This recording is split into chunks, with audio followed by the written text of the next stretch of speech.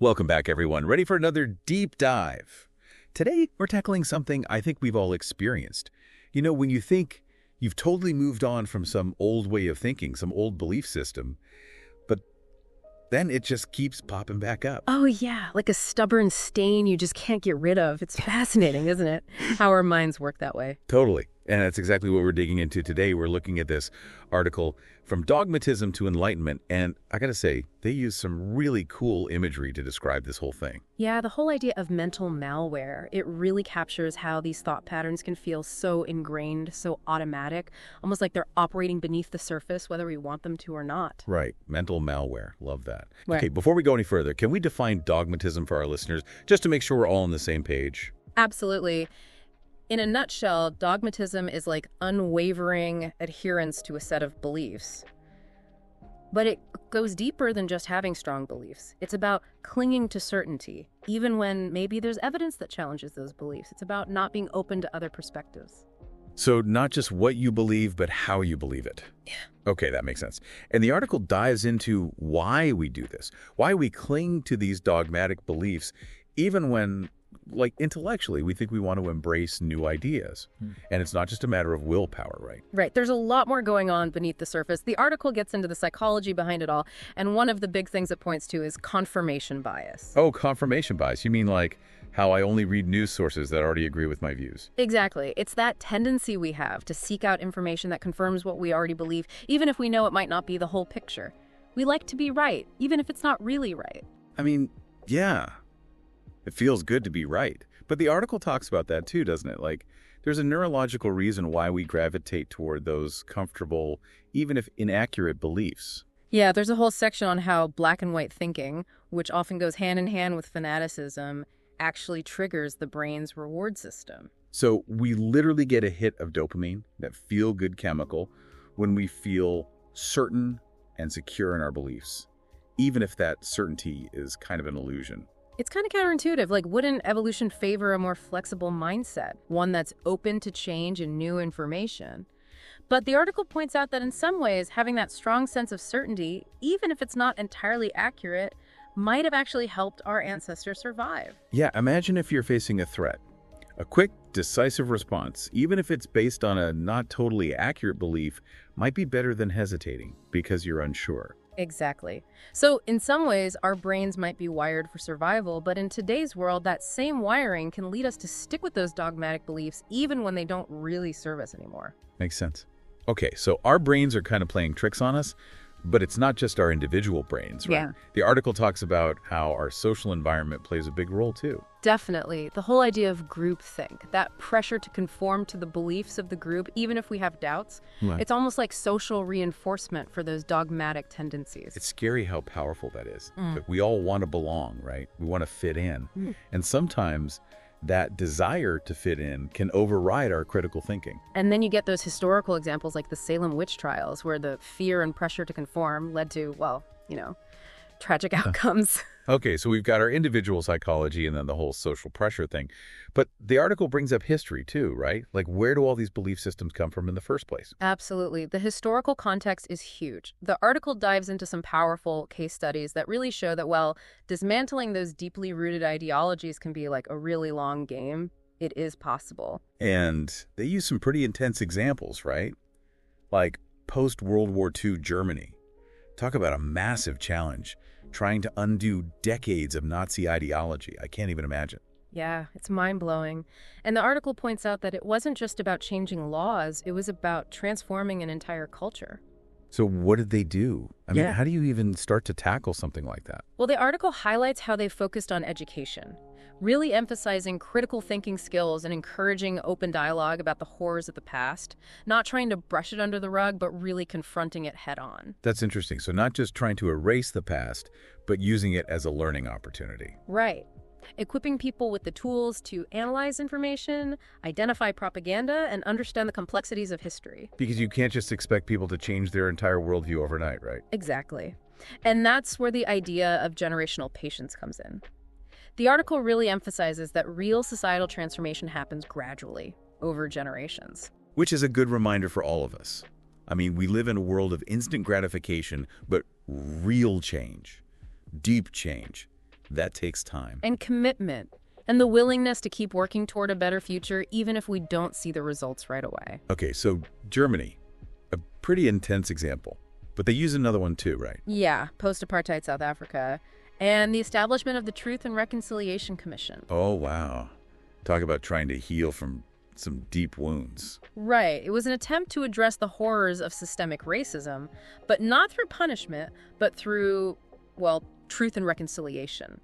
Acknowledging the past, working towards forgiveness, and committing to building a more just society. A truly inspiring example. And it shows that even in those situations, those really tough situations, healing and change are possible. It's about confronting the past honestly, learning from it, and working together towards a better future. Okay, so those are some powerful examples, but what about us as individuals? What can we do in our own lives to break free from this mental malware? Well, you're in luck. The article offers 5 very specific steps, like actionable things we can do to cultivate a more open and unified mindset. 5 steps. Okay, I'm ready to hear them. But before we dive in, I'm curious about this word enlightenment. It's in the title of the article, and I feel like it gets thrown around a lot, but what does it actually mean here? Great question. In this context, enlightenment isn't about some mystical state of perfection. It's more about cultivating a mindset. Okay, a mindset that's Open to new information, a mindset that's able to think critically about beliefs and be willing to embrace the complexity of the world. makes sense. It's about becoming more aware, more open, and, more willing to learn and grow throughout our lives. Yeah, exactly. It's about shedding those layers of dogma, the mental malware that can cloud our judgment and prevent us from seeing things clearly. And these 5 steps the article outlines, they're like a practical roadmap for that journey. All right, hit me with step 1.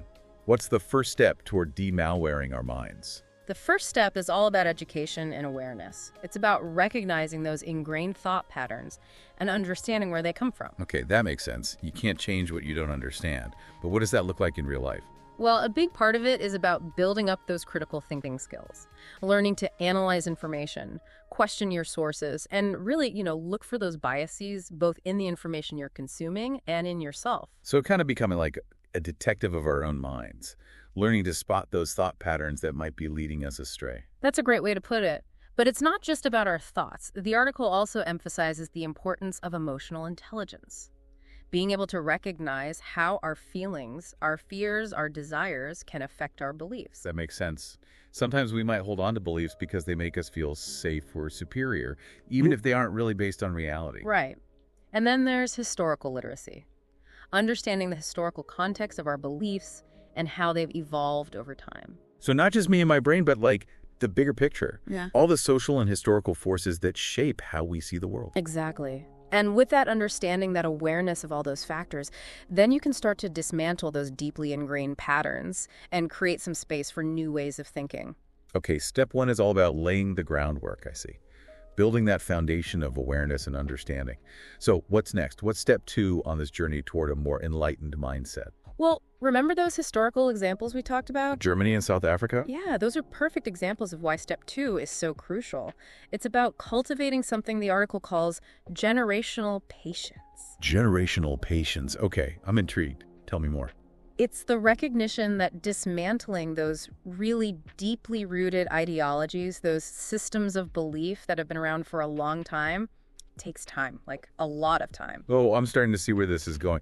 It's about letting go of that need for instant gratification. Right. It's realizing we may not see the full impact of our efforts, within our own lifetimes, but that doesn't mean those efforts are wasted.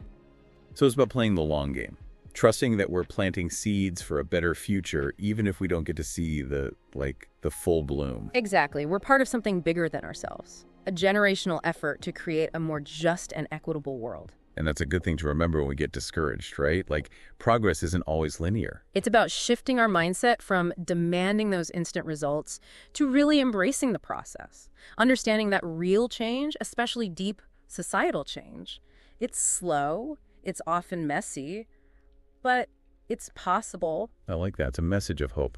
Okay, so step 1, awareness. Step 2, patience. What's next? Step 3, what's the next ingredient in this recipe for a more enlightened mindset? Well, step 3 is all about embracing diversity in thought. Yeah. It's about creating spaces where different perspectives are valued, where disagreement, isn't seen as a threat, but as a chance to learn and grow. I can see how that's essential. I mean, if everyone around you is just reinforcing the same beliefs, how can you ever really challenge your own assumptions? It's so easy to get trapped in those echo chambers, especially these days with social media and all that. But real growth, real understanding, it comes when we step outside of our comfort zones and actually engage with ideas that are different from our own. Challenge those assumptions, like you said. It's like, if you're always the smartest person in the room. You're in the wrong room. Exactly. But that takes courage, doesn't it? To be willing to listen to viewpoints that might make us uncomfortable. It does, but it's worth it. The article talks about how important it is to listen to people who have different political views, religious beliefs, cultural backgrounds, even if, and especially if, we disagree with them. Easier said than done sometimes, especially with those hot-button issues that we feel really strongly about. I know, but it's about remembering that everyone has their own unique experiences and perspectives that have shaped their worldview. And it's about approaching those conversations with curiosity, with empathy, trying to understand where they're coming from, even if we don't end up agreeing with their conclusions. It's about finding that common ground, that shared humanity that connects us all. Exactly. And sometimes, even if we don't change our minds, those conversations can give us new insights, a deeper understanding. I like that. Okay, so we've got awareness, patience, diversity of thought. What's next on this list? What's step 4? Step 4 might surprise you a bit. It's about addressing narcissistic tendencies. Narcissism. Okay, at first glance, I wouldn't have thought that would be so central to this whole overcoming dogma thing. How does that fit in?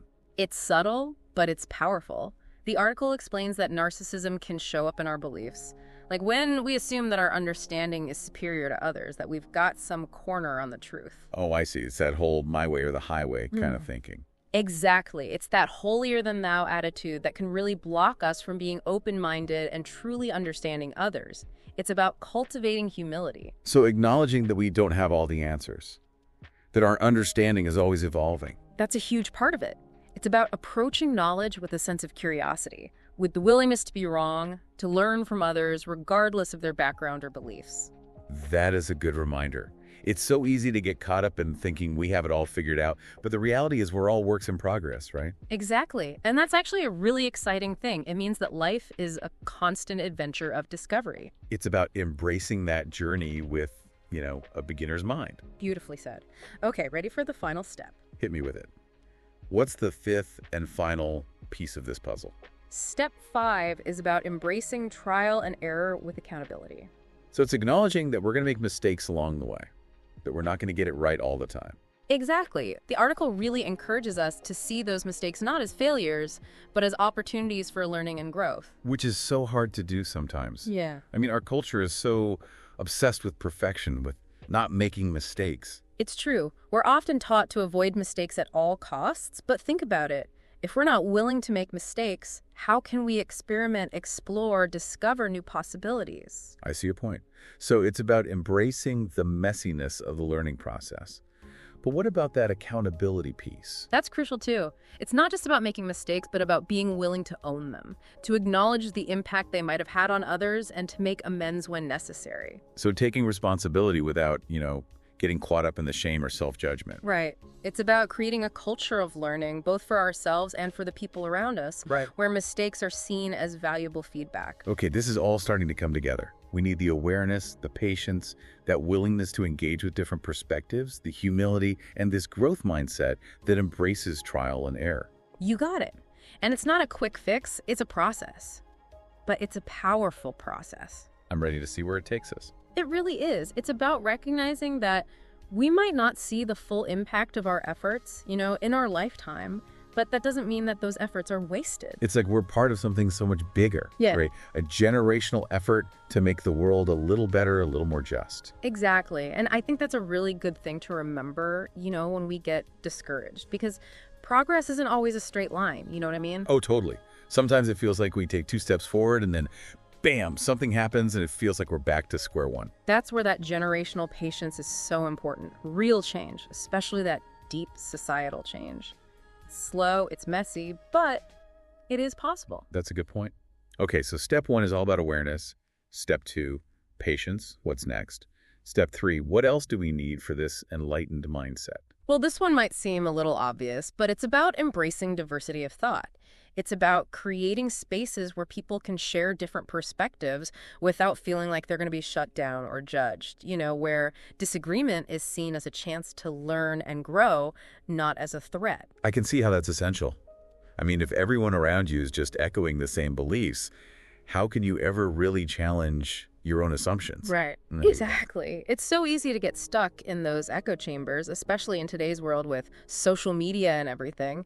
Algorithms are designed to feed you more of what you already agree with, which can make it really hard to break free. And those algorithms are good at their jobs, let me tell you. Oh, yeah.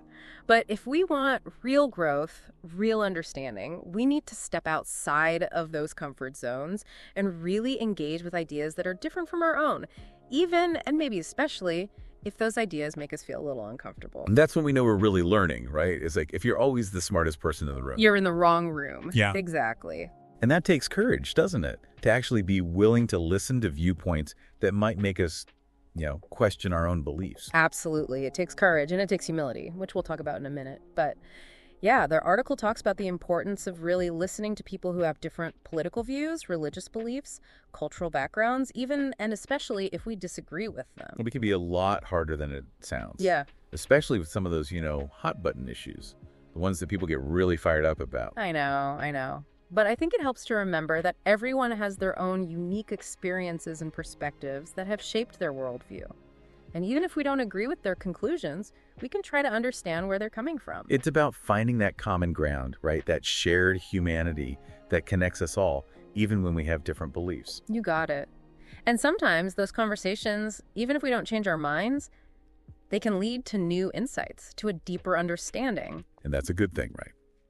Okay, so far, we've got awareness, we've got patience, we've got this willingness to embrace diversity of thought. What's next on this path toward a more enlightened mindset? Step 4 might surprise you a bit. It's about addressing narcissistic tendencies. Narcissism. Yeah. Okay, that one doesn't immediately seem like it fits with everything else we've been talking about. How does that play into this whole overcoming dogma thing? It's subtle, but it can be really powerful. The article explains that narcissism can show up in, how we think about our beliefs. Yeah. Like, if we assume that our understanding is better than everyone else's, that we have a monopoly on the truth, Oh, I see what you mean. It's that whole, holier than thou attitude. We're somehow more enlightened or more righteous than other people just because we believe what we believe. Exactly. And that kind of thinking can be a real roadblock to open-mindedness and genuine understanding. Because if we already think we're right about everything, why would we even bother listening to other perspectives, right? Makes sense. So this step is really about cultivating humility. Exactly. It's about acknowledging that we don't have all the answers, that our understanding is always evolving, and that we can learn from anyone, regardless of their background or their beliefs. That's a good reminder, for sure. It's so easy to get caught up in thinking you've got it all figured out, but I think the most interesting people are the ones who are always willing to learn and grow. I totally agree. Okay, ready for the 5th and final step? Yeah, lay it on me. What's the last piece of this puzzle? Step 5 is about embracing trial and error with accountability. So acknowledging that we're going to mess up along the way, that we're not going to be perfect. You got it. The article talks about seeing those mistakes not as failures, but as opportunities for learning and growth. Which can be so hard to do in practice. Our whole culture is obsessed with perfection, with not making mistakes. It's true. We're often taught that making mistakes is a bad thing, but I think that fear of making mistakes can actually prevent us from growing. You know what I mean? Yeah, if we're too afraid to make mistakes, we're not going to try new things, we're not going to experiment, we're not going to really push ourselves. Exactly. We're not going to discover new possibilities. So this step is about giving ourselves permission to mess up, to experiment, to be wrong sometimes. But there's another piece to this too, that accountability piece. Right. It's not just about making mistakes, but about, what we do after we make them. Exactly. It's about being willing to own those mistakes, Yeah. to acknowledge the impact they might have had on other people, and to make amends when necessary. So taking responsibility without getting all caught up in that, shame spiral or beating ourselves up about it. Right. Because that doesn't really help anyone. It's about creating a culture for ourselves and for the people around us where mistakes are seen as valuable feedback as part of the process of learning and growing. I like that a lot. Okay, so we need the awareness, the patience, the willingness to engage with different viewpoints, the humility, and this growth mindset that embraces trial and error. It's a lot, but it sounds like a really powerful recipe for personal and collective growth. It is. It's a reminder that we can all change, we can all evolve, and that's what makes this journey so exciting. I totally agree. So the article gives us these 5 steps, this really practical framework for moving away from dogma and toward a more enlightened way of being in the world. But I'm curious, does it offer anything else, like any other tools or practices that can help us along the way? It does. It uses this really beautiful analogy to help us visualize this whole process of, moving from dogmatism to enlightenment. Oh, I love a good analogy. Tell me more. It talks about thick clouds that represent like fanaticism, dogmatism, extremism, all those things that kind of obscure the truth and keep us from seeing things clearly. Okay, I can picture that. These heavy clouds blocking out the light. Yeah. So how do we break through those clouds? Well, the article suggests that by focusing on those core spiritual principles, things like love, unity, justice, we can start to dissipate those clouds. That makes a lot of sense. Yeah. Because those principles, they're all about connection, understanding, compassion, the opposite of what fuels dogma and extremism, right? Exactly. When we prioritize those values, we naturally become more open-minded, more willing to see different perspectives, less likely to cling to those rigid beliefs. This whole conversation has really gotten me thinking about my own mental landscape. It's we all have those clouds to some extent, right? And it's our responsibility to clear them away so we can see more clearly. That's a great way to put it. And the article really emphasizes that this isn't about condemning anyone for their beliefs. It's about empowering us to become more aware of those biases and to really take responsibility for our own growth, our own mental and spiritual development.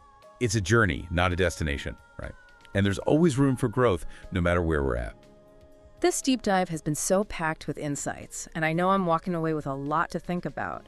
But before we wrap up, I want to leave our listeners with a thought-provoking question, something to kind of continue this exploration on their own. I love that. What you got? Okay, here it is. What's one specific area where you personally want to challenge your own thinking?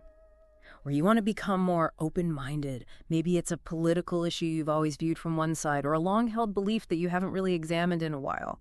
Whatever it is, I encourage you to, lean into that discomfort a little and explore the other side of the coin. That's a really powerful question. And it reminds us that this isn't just about these abstract concepts we've been talking about. It's about actually applying these insights to our own lives. And making those conscious choices to grow. Absolutely. So to our amazing listeners out there, thank you so much for joining us on this deep dive. Keep questioning, keep growing, and we'll see you next time.